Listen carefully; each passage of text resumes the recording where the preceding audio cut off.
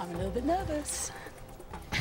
I didn't feel nervous until I saw the wall of cliffs. I thought, oh yeah, right, I'll be jumping off that then, won't I?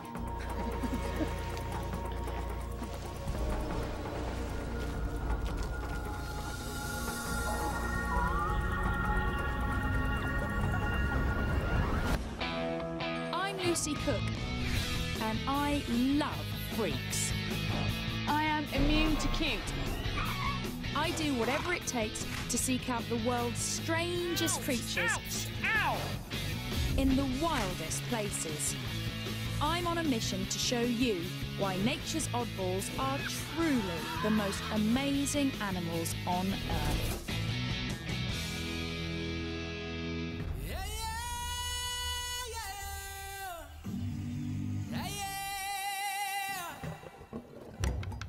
Every year, 8 million tourists flock to South Africa to catch a glimpse of the animal world's superstars.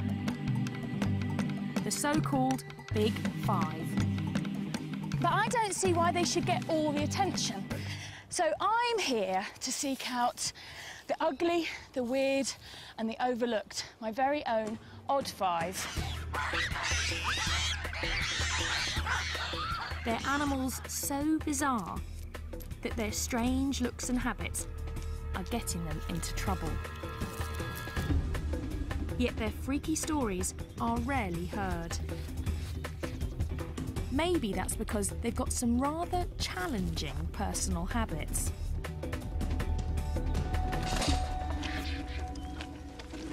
Like vultures that feast on dead and sometimes decomposing bodies. That's half a cow. It's a little bit smelly as well, I should add. But this gruesome diet is now killing some Cape vultures. Look at the wingspan on that! They're being accidentally poisoned. This couple takes in the victims and nurses them back to health. Here we go. Dinner time. Don't be alarmed if a whole bunch of vultures do come up to you. Okay. So they do bite. If the birds are going to grab you, the first thing they're going to do is your eyes. So I have to wear sunglasses and a cap to protect my eyes from being pecked out. But other than that, apparently they're very friendly. Carry on walking.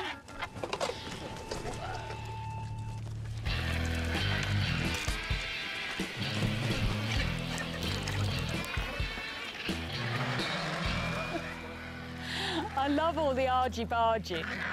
Hissing and strutting and posturing. Just careful, careful, careful. Just had a finger. That is not for tea. Ayla over there, her speciality is to go in and quickly grab the liver. She loves the liver. Really? Just like Hannibal Lecter?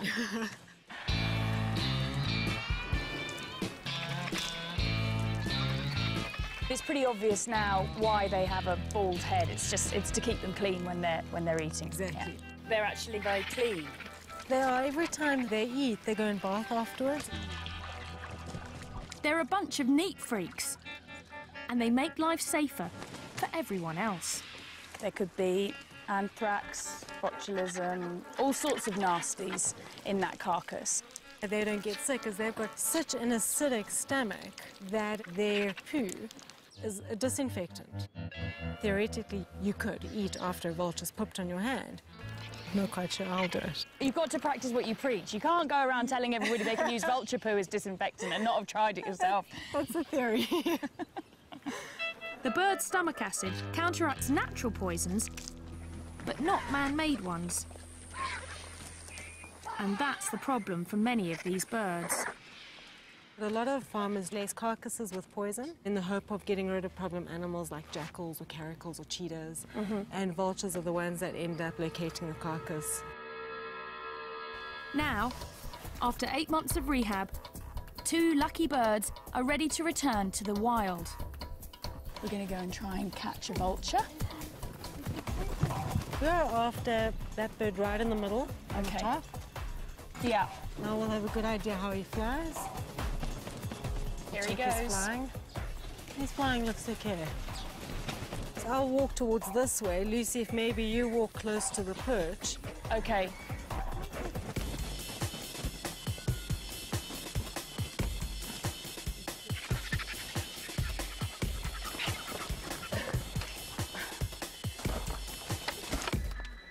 Well, he's quite a small guy. Do you want to try and grab him? All right. From that way. That's okay. it, yeah. And the most important part is not to let go of the head. That's the number one. Number one, don't let go of the head. They're very wriggly, so just... Very wriggly. Okay, I've got hold of it. Wow, it is wriggly, isn't it? Hold Whoa, higher. it's so wriggly. Yeah. Okay, hold higher. You're going to hold it up against your chest. I'm going to pass him like to... that. And My keep hand's his quite head- small. Keep his so- head away from your face at Okay, all times. yeah. Get to chest. Okay, now you're going to hug him. So I'm going to pass him to you. You're going to kind of hug him. Okay. Okay, you okay there? Yeah, just. Whoa, he's strong. Okay. Have vulture will travel. Going to turn into the narrow tar road. You follow that all the way up. We take our birds to a spot where they can join other Cape vultures in one of the last surviving colonies. These birds only live in southern Africa.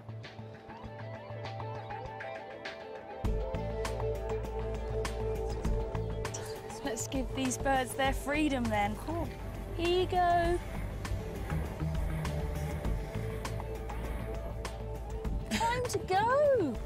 There you go. Look, it's time to be free. This whole area, it's all for you again. I can't really believe it. No. There we go.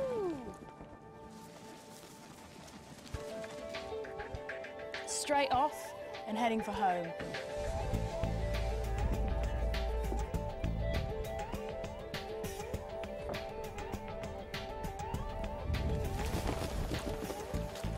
While many vultures nest in trees, Cape vultures are particular. He's heading straight for the cliffs. They only nest on high cliffs like these. And there's only one way I can see how they do it.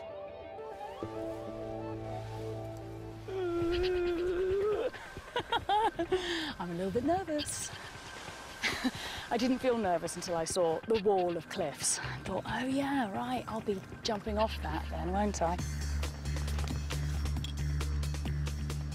Just about to jump off a cliff. What you get me into?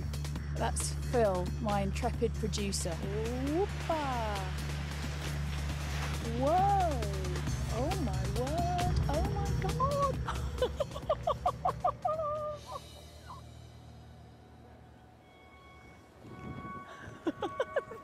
They're gone, and there's 2 vultures. What people know about vultures is that they're fantastically ugly, but what people don't really know is that they're the world's highest flying birds. And in fact, one vulture even crashed into a jet at 37,000 feet. I'm hoping we don't have to go that high. We won't be going that high, will we? No, not today. You promise? Okay. Paragliding reveals how surprisingly curious and social the vultures are. You can see the birds coming out and joining them already. Oh, wow. They get to know you and they actually enjoy flying with you, so they'll follow you around. So sort of play with you. Yeah. Combination of nervousness and excitement, the likes of which I haven't had ever, I don't think. All right, we're gonna go. Okay. And let's go.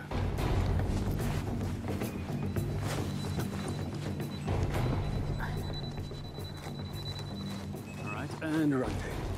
Run. Yeah.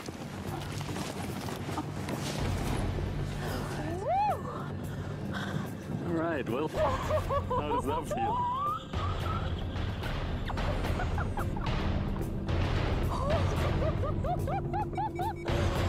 My knuckles are white. It's incredible though. And there are the vultures. Oh my word. Wow, they are all around us.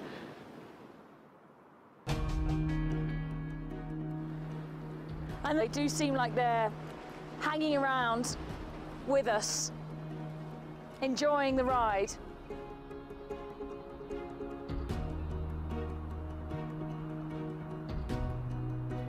This is how you should see them to appreciate their beauty. And their extraordinary skills.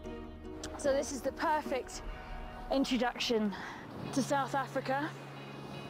South Africa is made up of all sorts of different micro-terrains, each with their own peculiar creatures.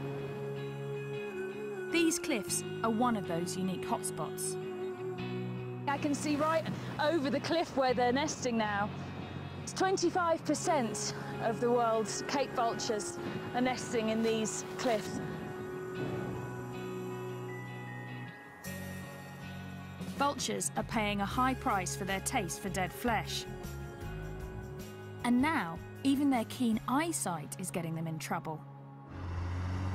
A threat I want to know more about. There's a big muti market here.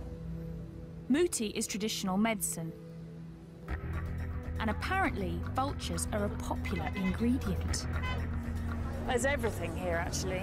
There's a lot of herbs and plants, and then just a lot of unidentifiable bits of animal. Oh, this was a big snake. Python. It's a python. Is that a cheetah or a leopard? Here you've got a whole baboon. That's what. You've got a lot of stuff, haven't you? Yeah, there are a lot of stuff. This is the wheels for the vulture. That's a wing of a vulture. Yeah. Oh my God. Okay. What's your best stuff? What's your biggest seller? Vulture brains. People want vulture brains. That's the big seller, is it? Yeah. How to use And- this one? You can make powder. Yeah. And then you can put here. And Okay. then you can smell. It helps so you can see to the future, you can see what's coming, and they can give you this to open up your mind. Dimmy was once a student of all this, and I've asked her to be my guide. Also, it's good for gamblers. Yeah, it's good for the lotto. The lotto number. Lotto number. Right, okay. As if it wasn't bad enough that they got farmers poisoning them, they're also getting their brains sniffed in order to win the lotto. The belief is that the traits of the animals transfer to the buyers. The vulture's got amazing eyesight and makes you be able to sort of see into the future. So, Dimmy, can you help me? Does he understand that the vultures are endangered and that there's not many vultures left? Okay, ufungwazi ukuthi mhlambe ngevulture wangifana noma usala ngembuzi nge-A1. Yeah, I know. Yeah, it's true. But it's a business. Yeah. It worries him, but it's a business. It's part of a tradition begun centuries ago, before other threats put these animals in so much danger. There are clearly an awful lot of endangered species here. This is a scale of a pangolin. I love pangolins. Pangolin scale. A pangolin scale is said to protect you from evil, wrapping you in armour like the animal itself. In 2011, at least 8,000 of these bizarre mammals were seized from black marketeers. Some of them want their scales, while others are after their meat. In China, it's considered an exotic delicacy. They may be the weirdest of the Freaky Five, and I'm not leaving Africa until I've seen one.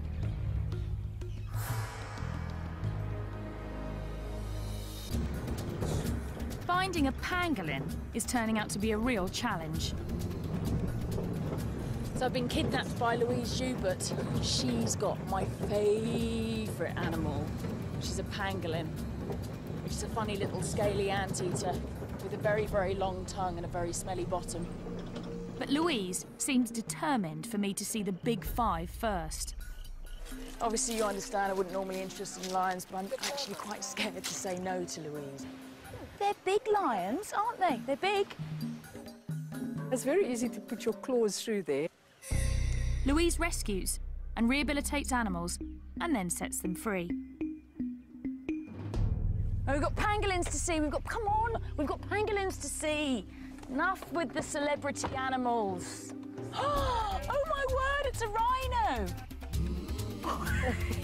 What's it? It's like, do you think my hand's food? Louise, I want to see the pangolin. I want to see the pangolin. Take me to the pangolin, please. Wild dogs. What do you think, Munchkin, eh? What do you want? Do you want to go and join them? Do you want to go back to nature? No, definitely. Slightly mad place, really, isn't it? Louise has an amazing success rate. She's saved 4,500 creatures since 1993. Slightly nervous as to what's going to be inside. This is a very strange house. We've got funny little animals. And in this bedroom, we've got a load of ostrich chicks. Now I'm going to get to the pangolin. This is the pangolin's bedroom. This is the pangolin's Pangolin's bedroom. got its very own bedroom. This is the pangolin's teddy bear. And he's been pooping, so we need to just clean that. Here we go. Sid, you stink. I could camp out in the African bush for months and never see a pangolin. Oh, look, he's making into a little ball. They're very shy and secretive. Sid, it's so fantastic to meet you. I've heard so much about you, and I have been desperate to meet you. Oh, he's so strange. His funny little ears.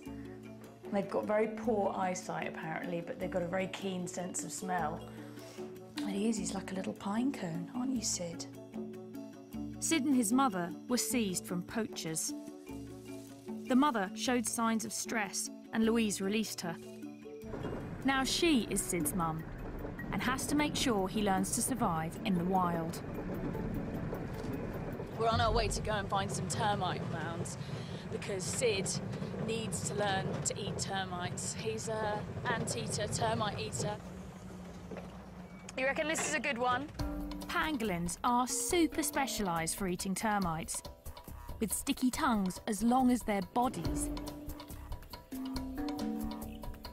and claws that can dig through concrete. Those termite mounds are really hard, so you can see why he needs to have these really big digging claws. We might have termites in there. Yes. Oh, am I doing this right? Yes, there's the first termites coming out. There's one there. Oh, come on, yeah. I know you don't want to be eating his breakfast. Okay, let's try the termite, Sid.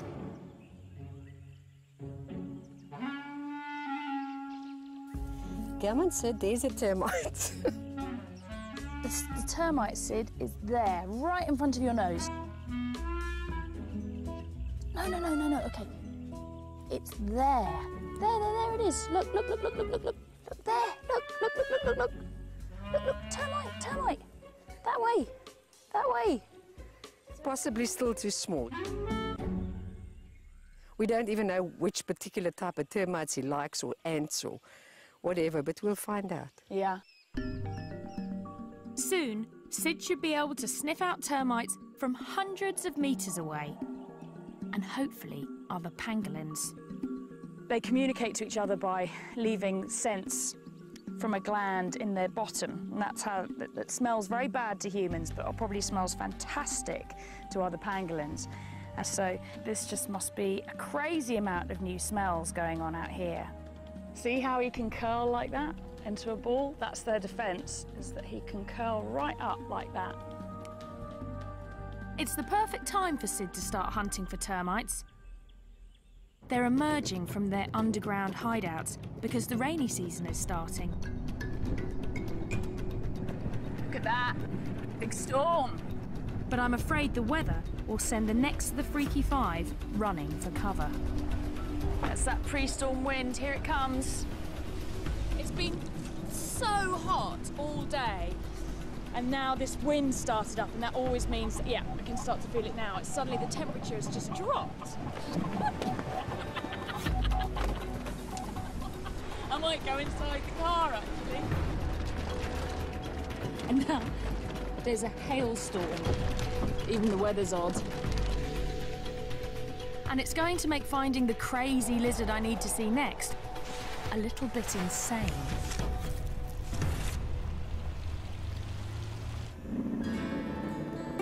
Let's go find some sun gazers. We've travelled in search. This show was created for you and your family to watch together. Welcome to Nat Geo Wild.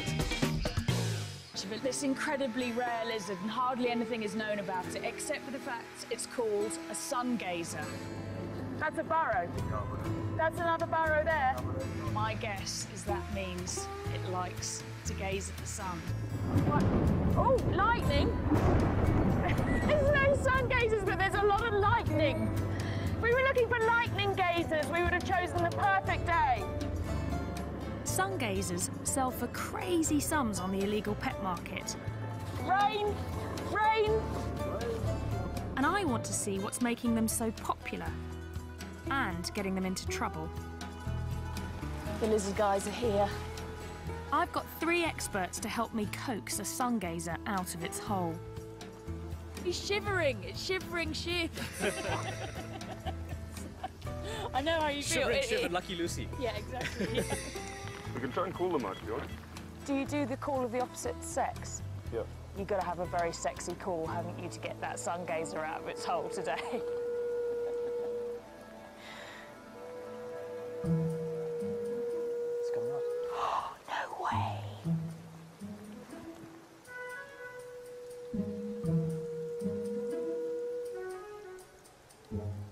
I'm just messing with you. Oh, I was all excited. I did think it was weird. I was thinking to myself, they really make that noise? I'm thinking, well, I don't know, I'm in South Africa, I've never been here before. It's like anything could happen, but... Luckily, the lizard men have some they're studying that they want to release. In this bag, the Holy Grail, the famous sun gazer lizard. Wow, he's cool. Look, he's so thorny. She. Look at her. These sharp spikes help make the sun gazer a hit in the pet trade. They're there for protection. These spines, these are the occipital spines, and these are what they stick into the roof of their burrows, so they can't be dislodged. I see, so their defense is to sit in the burrow with the head down, the tail sticking out, and then if a meerkat or something comes along and tries to yank one out, these spines around the head yank on, and then they can't pull them out. The burrow's also for defence. And we want to return this girl to hers. There it is. This one's a really nice hole. I would like to live in there. Would you? No, look at it. I mean, it's got a nice runway. It's well furnished. Not too long grass. What, 2 bathrooms? These guys want to learn as much as they can because no one knows how many are left in the wild. This lizard is only found in this tiny area, isn't it? They're found only in the South African highlands. They're very rare. They look incredibly fierce, but they're really very passive and easy to handle. It's a recipe that some exotic pet owners can't resist. Look at these spines and look at these spikes. They're like living dragons, really. There's nothing else that looks like this. Apart from you this morning when you turned up with your hair, actually. You looked quite like you'd styled yourself like a sun gazer. You know, you say owners start looking like their pets. Then you start looking like your study animal. Yeah. OK, well, listen, madam, you're going to go off and you're going to find yourself a boyfriend and make lots of little baby lizards.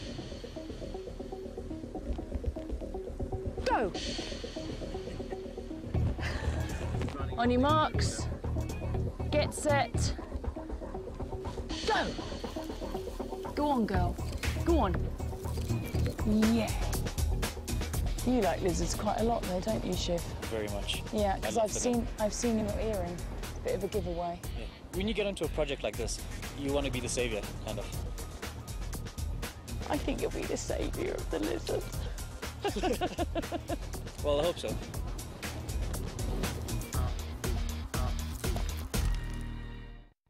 Burrowers like the sungazer are found all over South Africa, where protective tree cover is in short supply. There's the aardvark, an anteater with the snout of a pig, the ears of a rabbit, and the tail of a kangaroo. They can weigh as much as a human. Aardvark burrows are often taken over by the honey badger. But the honey badger doesn't give a damn. He's such a badass. But for one of South Africa's oddballs, its protective burrow is turning into its tomb. You won't believe what I'm going to do. I'm going to go and rehouse a spider. We need that. You need a big knife. We need a big knife. This is Donald. Donald Stridon. And Donald's the patron saint of this spider. We're going to do some aggressive research. Aggressive research? We're going to need the relevant equipment here. Donald served in the South African army and is ruthlessly efficient. You don't want to leave anything behind. You don't want to leave anything behind, no. We're stuck in the bush somewhere. The spider we're after is known as a tarantula in most of the world. Here, it's called a baboon spider. We have water containers, yes, check. Let's take some weather monitoring equipment. Do you need gloves? We need to get camera, GPS. We don't need gloves. Okay. Spider safari. Yeah.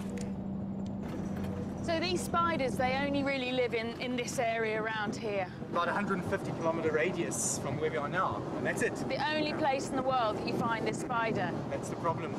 Throughout southern Africa, tiny areas are home to unique animals found there and nowhere else in the world. Like the sungazer, the Cape vulture, and the golden brown baboon spider.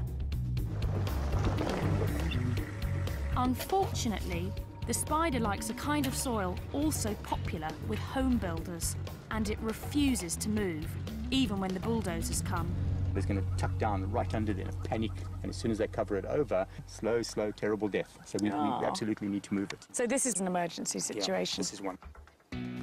So that's where the spider is. Now, golden brown baboon spiders need very special attention. They're very finicky, and we have to be finicky too. So the technique of capturing the spider is not to make too much disturbance so that we don't spook the spider.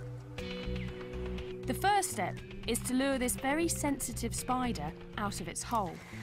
Now, Donald has thought this through and has developed a special method, haven't you? Which involves faking a rainstorm. Here comes our rainstorm.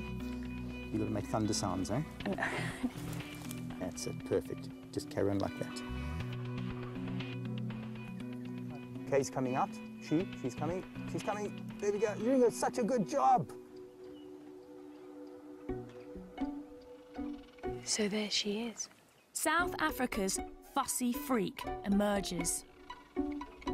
Okay, so Donald's actually blocking its entrance with the knife so that it's now trapped in its porch, basically. It's probably about a 15-year-old spider. 15-year-old spider? Who knew? In 15 years, she hasn't really left that burrow. Wow, okay, so this is a big moment for this spider. Try and get this with my camera. You've got to be so gentle with them. The hair is covering the body. Every about 20th hair is a sensory hair, so they touch things and feel things with that. Here, there we go, beautiful. She's lovely. Wow.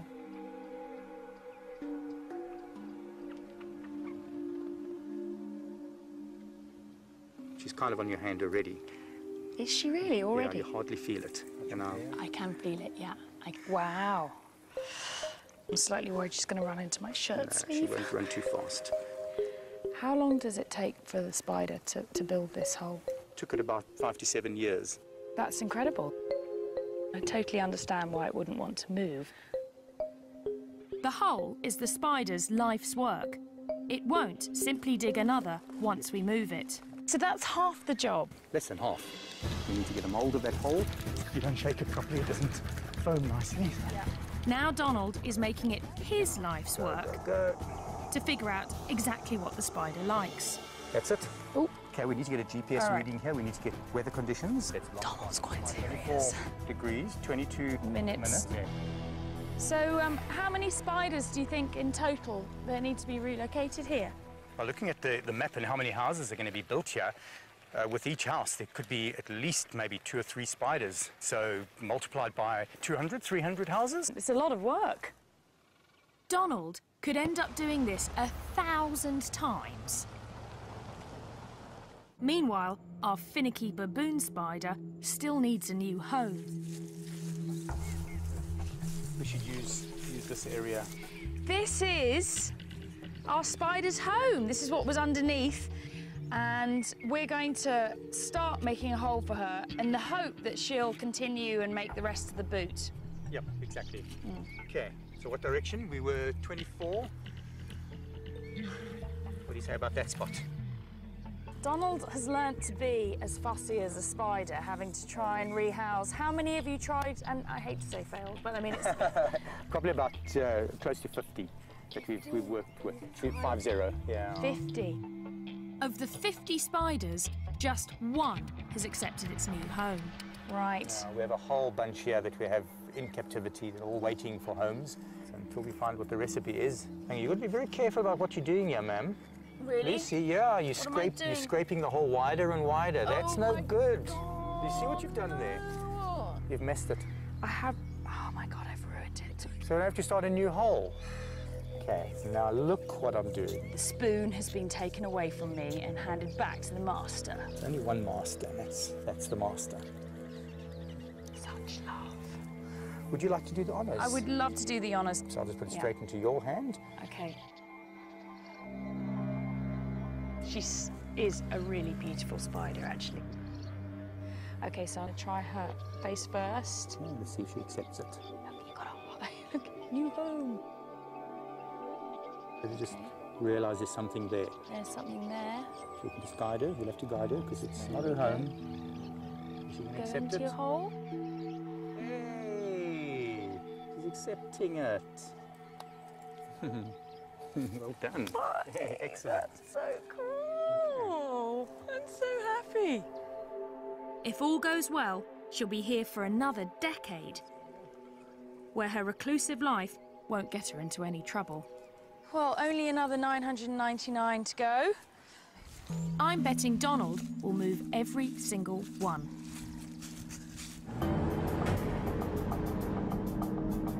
The spider would be helpless without Donald. But the last freaks on my safari help each other. And they're paying a steep price for it. They're bold creatures, far stronger and more agile than humans, with fangs longer than a leopard's. But it's the Chukma baboon's brain power that gets him in trouble.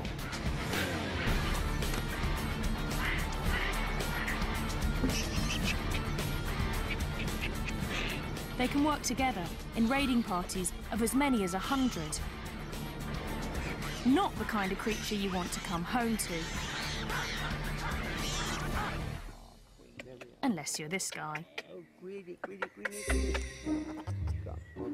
Yeah, that one looks like he's really quite pleased to see me. The penal display.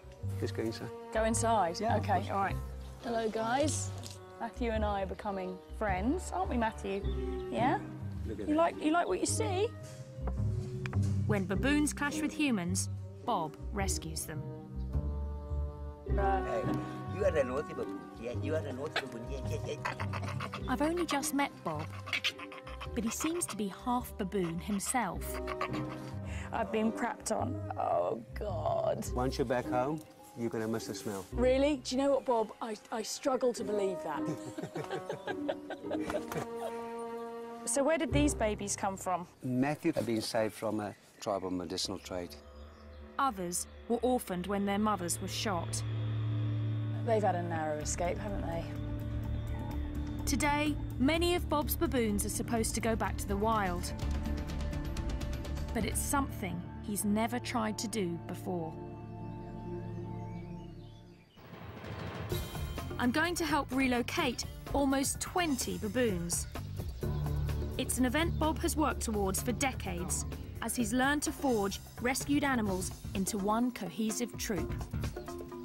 It's a massive day for Bob today. Like a sort of baboon wizard, he's collected a group of unloved baboons that have all come from different horrific situations and rehabilitated them here. And today's the day that we're going to dart them and move them to their new enclosure. It's the final step before these exceptionally smart animals are released for good.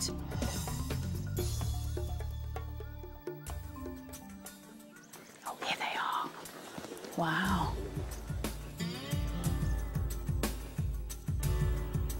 Look at these eyebrows now. Yeah, his eyebrows are wagging up and down. Yeah, we believe that they are real psychological experts. Make eye contact and they can read your soul. Scary prospect. Baboons are very social, but creating a troop from scratch is not easy. You need the right mix. After years of trial and error, Bob's finally found it. Just recently, this group has come together to raise their newest member. There she is now there. You can see her there with a baby. You can see Daisy with a baby, yeah. When she came in, she was exactly the size of a baby. No, yes. Really? Yeah, now she's going to be... I want to cry. I was going to say, Paul. She's going to be released now with her own baby. Oh, that's amazing. It's going to be an intense day. Now we have to outsmart them. Easier said than done. Know that they're very intelligent. They will know quickly what we're up to. And you must be alert. They are potentially very dangerous animals. Okay. I feel quite nervous, actually, because these are big animals. We don't want things to go wrong. First, we lure the animals into a smaller enclosure to sedate them. It's great. Look at that. It's great. Is he going to go in? Looks like a shoulder. He's gone in. One of the lead males that we really wanted to get into the cage early on, we've got him in the cage. Then we get Daisy and the baby. Come on, two more, just two more. Two more, okay. There you go. Got it? Yeah. Try. We've managed to get 8. 8. We've got 8. Good.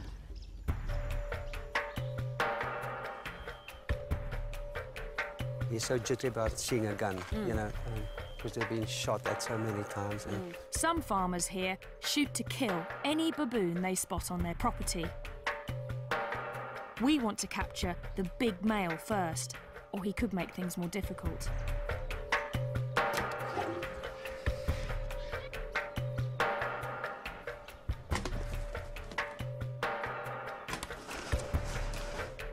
It's really tense. Go for it. Baboons are known to form really strong friendships. I think it's very sweet the way they're all cuddled up next to each other to go to sleep. OK, so now they're under. It's safe for us to go in. To get to the sedated animals, the team has to enter the larger pen, where the rest of the troop is anxiously watching. We're going to get them out as soon as possible. But stand by, Lucy. If something happens, you must pull at the door. OK.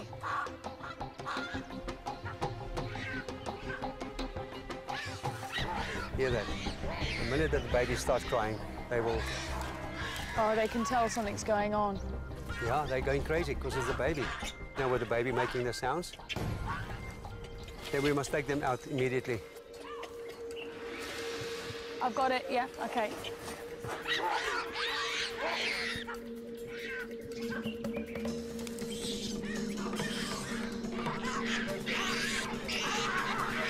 We take away their leader, and the troop really goes berserk.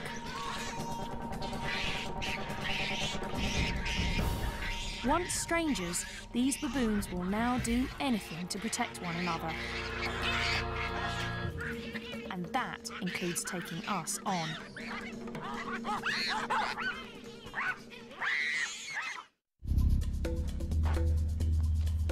It takes half a day, but we manage to sedate the troop. Okay, there you go, Bob. Let go.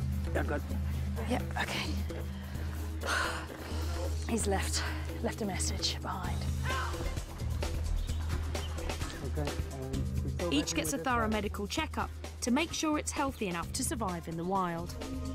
It's a lot softer than you'd expect, given that they walk on their hands all day long. Baboons have evolved to forage on the ground because of southern Africa's lack of forest. Some think that's also why they have such huge canines, to fend off predators. Whoa, look at that. This is for the canine. If you feel the back part of it here. I will check. I can feel that. Behind that tooth is razor sharp.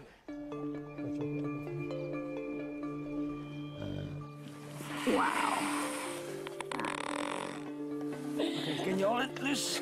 Oh my word. You got? Yeah, I've got him, yeah. Okay. At last, they're ready to go. So we're putting the baboons in these boxes so that they can be easily transported to the site where we're going to release them. What's going on, eh? You and Mum are going to wake up somewhere completely new and then you're going to be wild. You're going to grow up to be a wild baboon. Yeah, that is. Okay, there we are. Right. Well done, first stage, all good. Bob has found the baboons a home on a nature reserve 80 kilometres from the nearest town. This is the new home. Have you chosen baboon heaven? Absolutely. This is the ultimate baboon habitat. Yeah. We need to make sure the baboons will stay together, so we'll first release them into a temporary electrified enclosure. That's just so that they get used to this area and stay as a group. And then, after a couple of weeks, I'll turn the electricity off, build some bridges so that they can then expand beyond the fence, and then eventually the fences will come down and it'll just be them in the wilderness. Here comes the big boy. Look at them pulling in the pipe. The baboon's got hold of the pipe. 19 baboons in these boxes that would have died or led some horrible, grim existence as pets. And they are about to have their first taste of freedom. And everybody's very excited. No one here has ever done this before. We've got Daisy and the baby in here, and they're going to go in first. Are you guys ready? Yeah. Here comes Daisy, guys. Here comes Daisy. Woo! There she goes. They're kind of looking around like, what the hell happened there? 3, 2, 1.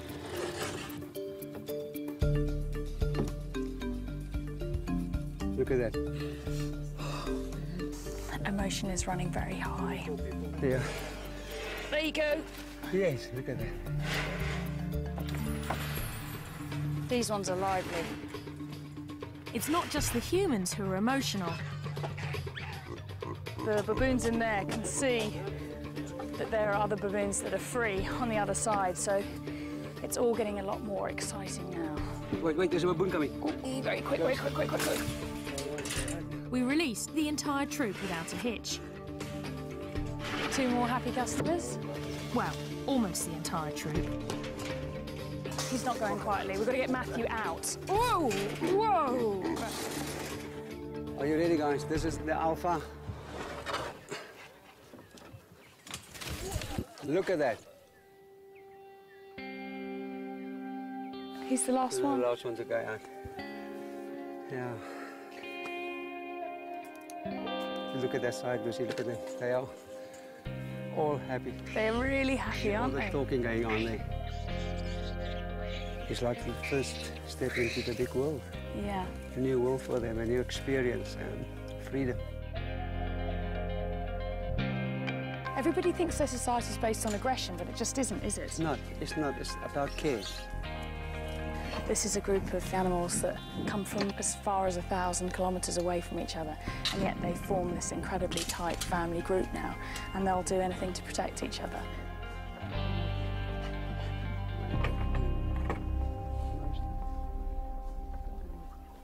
Oh, it's hard. You can't not be moved by this, can you? You know, it's like, it's an amazing, amazing moment. To survive in the bush, these baboons will need every bit of their extraordinary ingenuity. But here, they'll be far away from the human influence that turns their strange asset into a liability. Like the rest of South Africa's Freaky Five, their oddness works in this wilderness.